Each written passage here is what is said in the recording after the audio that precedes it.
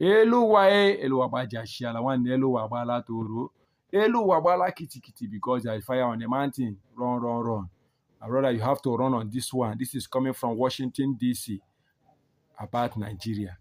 Nigeria is gone. Is gone. Gone and gone. My brother. Elu wabaja shiala. I said, as you get this video, continue to share it. Just even if you don't have time to watch it now, share it, let it be on your timeline. Later, you will come down and watch this video. This video is very, very interesting for Biafrans and all over the world.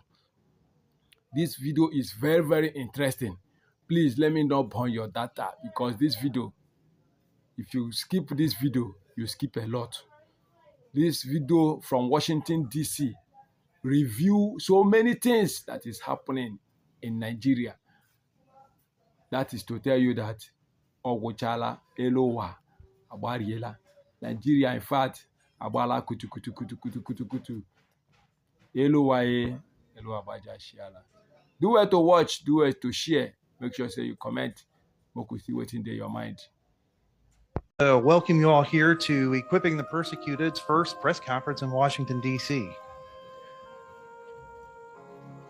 The reason we are holding this press conference is to draw attention to what is happening in Nigeria. And I know we have some people. Bayachiala Breeders Association, Cattle Breeders Association are not breeding any cattle. People who are on the front lines reporting this cannot be overstated. But the challenge that they face is that the media itself denies the reality that they see and report. It is truly without conscience that you can witness the execution of people and have it denied because journalists are too lazy, too corrupt, too stupid, too cowardly to stand up and tell the truth. That is without conscience.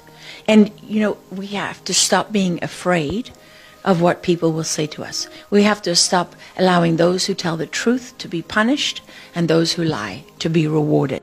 Guys, it is no longer news that our federal government are the ones sponsoring terrorism in Nigeria. They are the 100% behind insecurity in Nigeria. The reason for this, I don't know. The video you're about to watch is not my video. This is coming directly from Washington, D.C. They unveil how our government, they sponsor terrorism, how they reward those who speak lies, okay, and those and punish those who speak the truth. Guys, this video is too important. It's too important for all Nigerians not to hear, not to watch.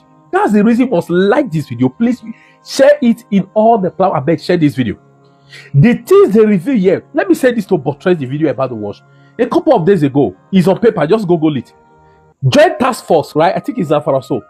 They were about to capture this popular terrorist. What's his name? I said Tuji Bello.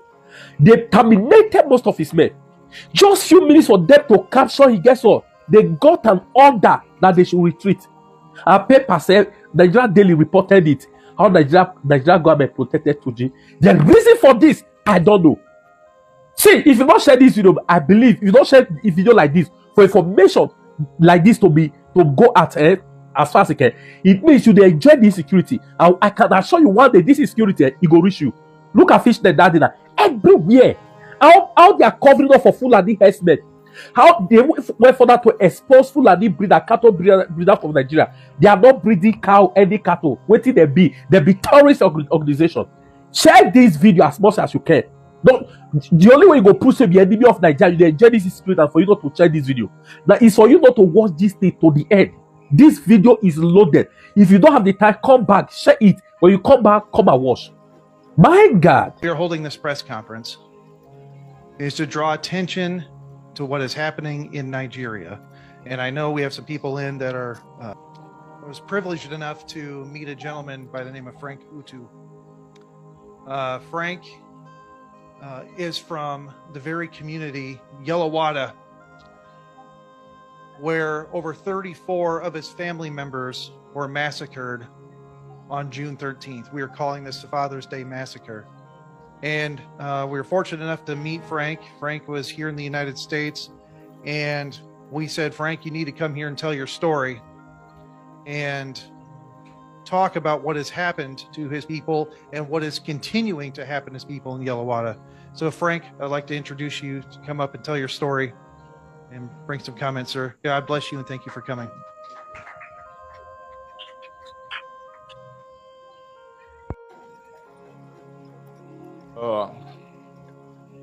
First of all, I want to thank you so much for the very noble privilege of addressing this gathering. I want to thank the organizers, I want to thank Judge Saul particularly, and members of the U.S. Congress. And I want to thank you so much for all you've been doing for Nigeria and Africa as a whole. Before I proceed, please, I implore you to stand up for just 10 seconds to observe a 10-second silence in memory of my brethren, my siblings, my relations, and all victims of massacre in Nigeria.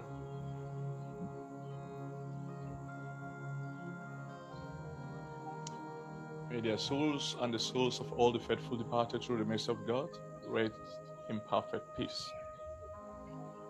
Distinguished guests, I stand before you today a Nigerian. But more than that, I stand before you as a witness for everything you are saying here, or you've said here. I'm a living witness. So today you are getting a tangible, concrete evidence from he who has been a victim. You, the American people, and indeed the conscience of the free world, have heard stories about Nigeria. You've heard about corruption. You've heard about misgovernance. You've heard about terrorism. And on the flip side, you also must have heard about our great sportsmen and musicians and our guys in the entertainment industry and brilliant minds all over the world making global impact in sciences, medicine, and every other area. My name is Frank Faga Uto. I'm from Yelawada, the very place where the massacre of last month took place. The village head of Yelawada today is my cousin Kumagajo. He succeeded my dad, who passed away in 2023. I'm a lawyer and a graduate of the law school of the Northumbria University School of Law in the northeast of England, Newcastle. But today I'm a graduate student at the University of Central Oklahoma. I've come straight from the heart of this unfolding tragedy. Last month, like I said earlier, over 200 people who are my friends, my family, my neighbors were brutally, gruesomely, in the most cruel manner, killed.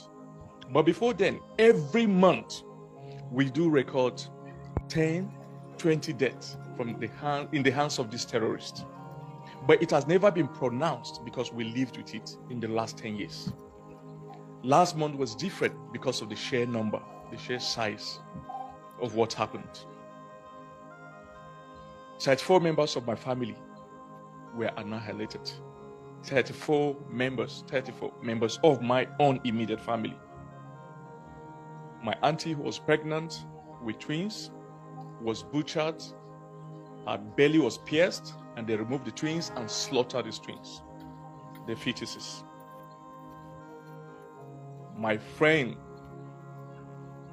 who just came to the village that day, he spent 7 years studying pharmacy in the university and had graduated a year ago and had done his housemanship and came to the village, and they killed him. That they burnt him to death in his room that night.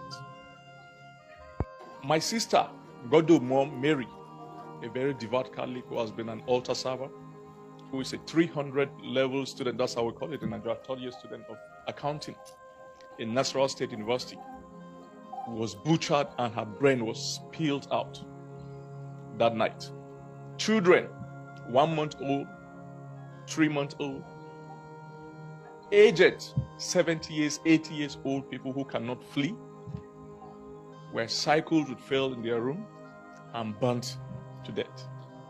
When this massacre happened, the first call I got, very first thing in the morning, The first 8 names I asked after spontaneously were all killed. The first 8 names. It was that 20% of my village was annihilated. We're a village of about 2,000, and about more than 200 were killed on that day. Relative to America, it's like 30 million Americans, so 50 million Americans killed in a single night. That was just what happened.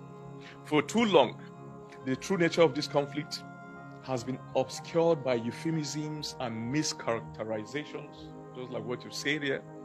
Some call it climate change, some call it grazing routes, but those are the euphemisms for the true context, the essence of exactly what is happening.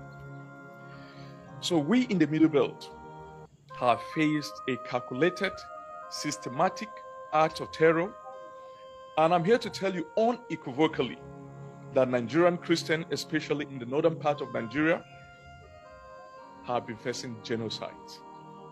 And of course, that's exactly what's happened. I assure you, when armed militias converge in your village and start killing and shouting the internationally recognized slogan and motto of jihadists all over the world, Allahu Akbar, it's no longer ethnic, it's not political, it's strictly religious. And that was exactly what they were doing that night. That was a chant from beginning to end. They were killing and shouting Allahu Akbar every step of the way. And you know the funny thing? They took 4 hours doing that. And let me paint a graphic picture of what Yerota is. My village is situated on the federal highway, what you call the interstate in America. So it's not a village in the hinterland where the road is impassable. It's a village that is just 25 minutes drive to the state capital, Makurdi, where there's an Air Force base, the Tactical Air Command of the Nigerian Air Force, where they could deploy a drone. It's 25 minutes drive. And in Makurdi, there's the presence of the 72 Special Forces Battalion of the Nigerian Army. And then the next capital, the capital of Nasarawa State, Lafia, is placed 51 kilometers away from my village. So we are sandwiched by 2 capitals, state capitals, on the highway, on the interstate. And these terrorists operated for 4 good hours, burning everybody in the village. That points exactly to what has been an established fact: state complicity. Distinguished audience, the Nigerian government, despite its pronouncement, has demonstrably failed to defend us. Time and again, when our villages are attacked, help is either non-existent or deliberately arrives too late. Worst, when our young men, driven by desperation to protect their families, organize themselves in self-defense, they are often met not with support, but with arrest and detention by the very authorities who should be protecting them, leaving our communities even more vulnerable. This is not just neglect, it is active disarming of the victims. Therefore, I stand you today to make an urgent, fervent plea, a plea for the conscience of America and the global community. 1, I reaffirm what my bishop, the bishop of the Catholic Diocese of Makurdi, Bishop Anagbi, said to the U.S. Subcommittee on Africa, Congressional Subcommittee on Africa in March this year, that let's designate Nigeria as a country of particular concern. The systematic, egregious violations of religious freedom against Christians in northern Nigeria demand this designation. This is not merely symbolic. It triggers mechanisms for focused diplomatic and economic pressure, sending an unmistakable message to the Nigerian government and the perpetrators that the world is watching and will not tolerate this genocide and injustice. Secondly, we need intervention, not indifference. We need active, robust intervention from the United States, the West, and all people of goodwill across the globe.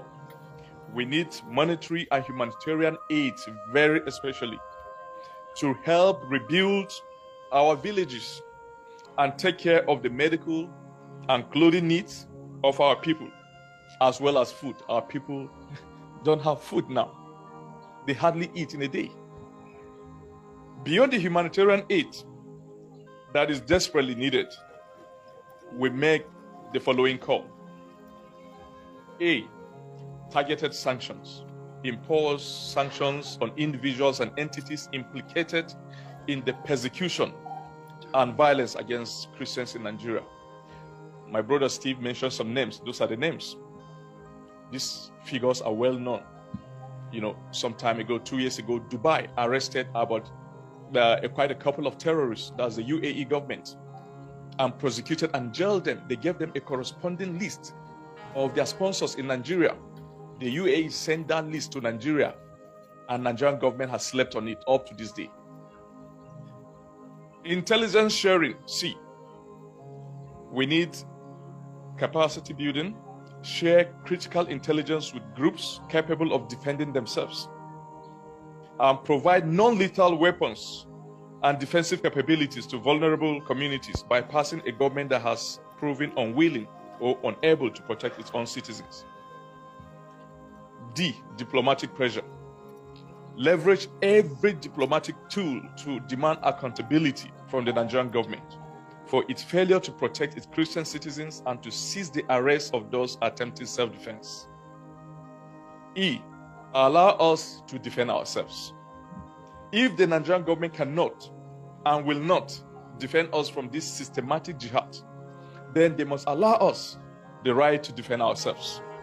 Instead of sending soldiers to arrest our able-bodied youth who are merely trying to protect their homes and families, the government must step aside and permit communities to organize legitimate self-defense mechanisms. Disarming the victims in the face of an existential threat is not neutrality, it is complicity.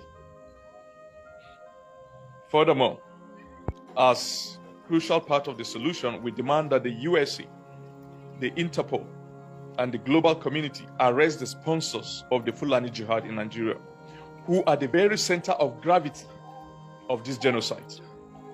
Those sponsors are well known to the US, to Nigeria, and the Interpol, and they are among the top echelon of the Nigerian political, business, economic, and traditional institutions. They must be prosecuted before the International Criminal Court, ICC, for crimes against humanity. This is not merely about justice for the past, it is also about dismantling the machinery of terror that continues to threaten our existence. My people are resilient, we are resourceful, but we are also systematically slaughtered. We are not asking for an army to fight our battles, but for the fundamental right to protect our lives, our families, and our faith in the face of an existential threat that the state has failed to address. The price of continued inaction, of polite diplomacy that ignores the brutal reality on the ground, will be paid in Christian blood.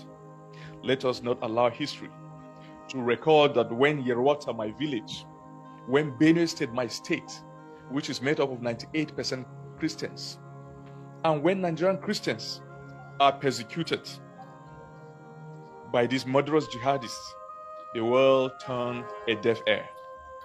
Let us instead forge a new chapter, one where justice prevails, where human dignity is upheld, and where the systematic jihad against Nigerian Christians is made with the resolute stand of a global community, echoing a dark chapter from our own history.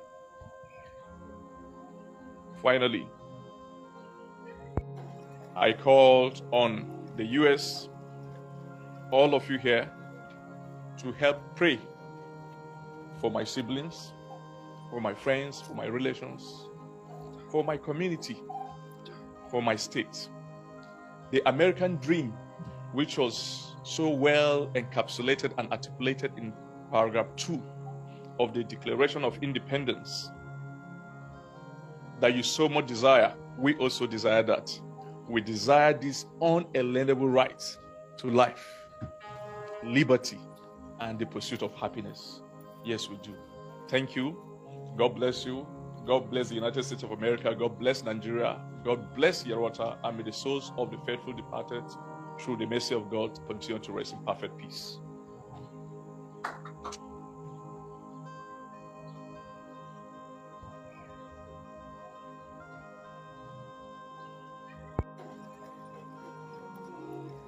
We produced a 28-minute short documentary on the massacre in Yellowwater. And There was no Truth Nigeria. There was no media organizations. And you know what was happening to those people? To Lawrence and Masara Kim and all of them?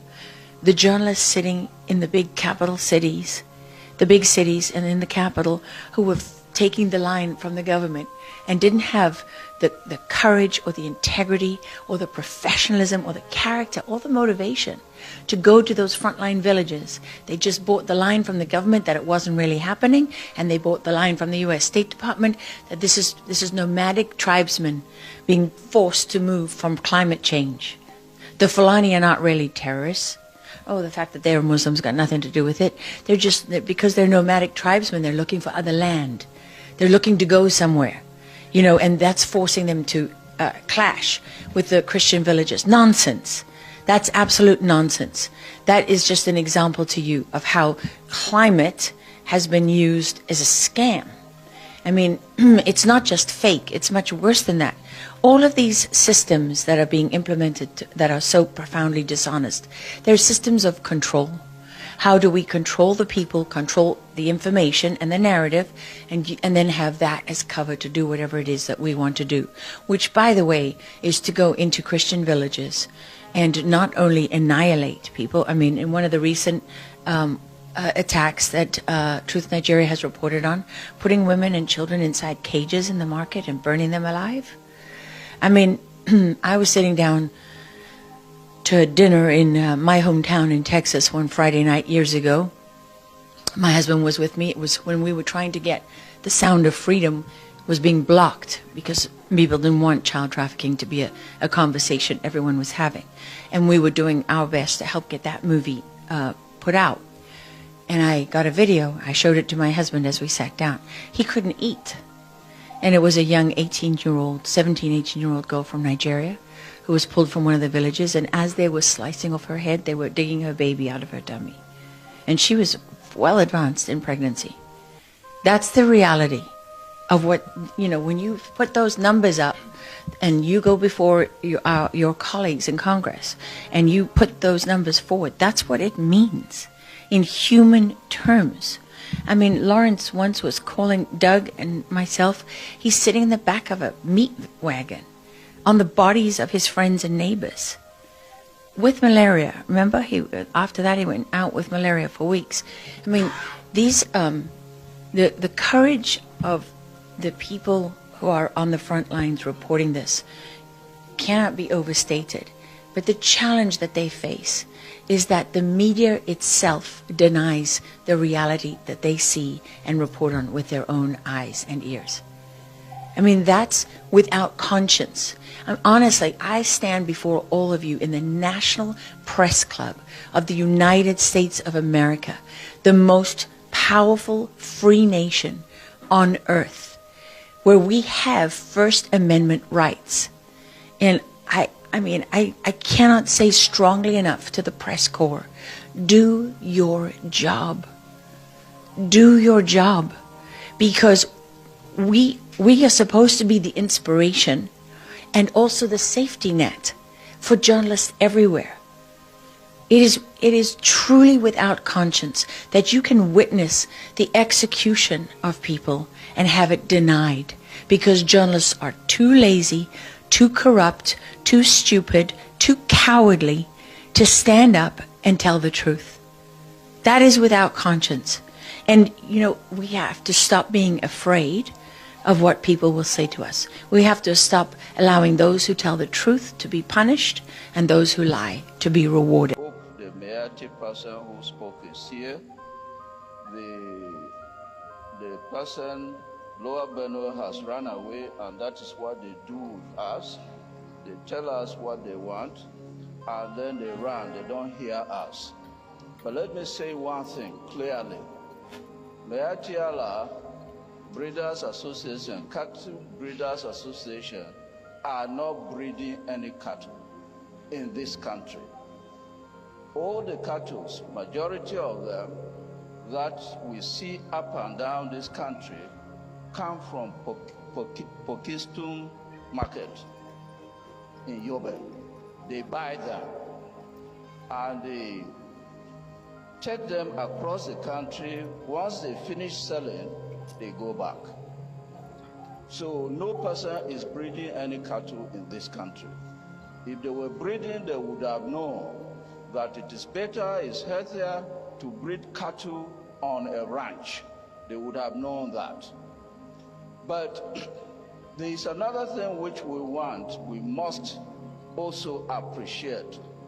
And this is the fact that the current crisis, even though you can trace it to the killing of a small Fulani person going about with cattle, is actually not right to trace it to that point, because this problem has been happening here for more than 10 years.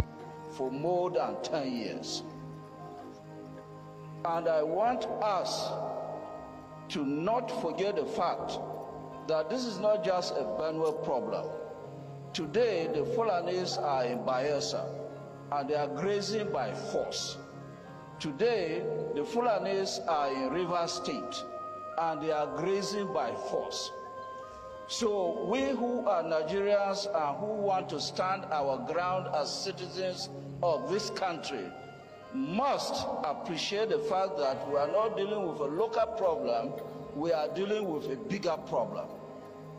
The issue of Nasarawa State has come up, and we know that even during Amakura's time, Fulanis were coming there and attacking Benue State, and Amakura will call them international hunters. He will call them international hunters, in spite of the fact that Nasarawa State does not have any international hunting grounds. He will call them because he wanted to mask that. And even today, the governor of Nasarawa State, Sule, is also masking the problem. Those of you who are in Nasarawa State will know that ancestral lands belonging particularly to the Tea people in Awe, in Doma, in Kiana, in Lafia, and in Obi have been taken over and given to Fulani people. And these Fulani people are the Fulani people coming outside the country. Now, no other person in his right senses will ever deny that the Fulanis who are pushing and attacking us are coming from outside the country. It is people like Sule, the governor of Nasarawa State, who is giving them haven, who is giving them refuge, who is getting the lands of his own citizens and giving it to these people. The person from Lower Benue talked about climate change. Let us be clear on one thing. The people who are coming as a result of climate change and pushing us are armed and they are not from this country. As citizens of this country, if we never resist when our governors and our politicians push us away from our lands and give it to foreigners, we will be making the greatest mistake of our lives. The Nigerian who is a citizen has more rights to the land of this country and the resources than somebody who is coming from outside this country, no matter what is chasing that person. What do I want us to do? First, I want us to note that our politicians in the different parts of the state, including this state, have sold us. You are standing here, we are sitting here,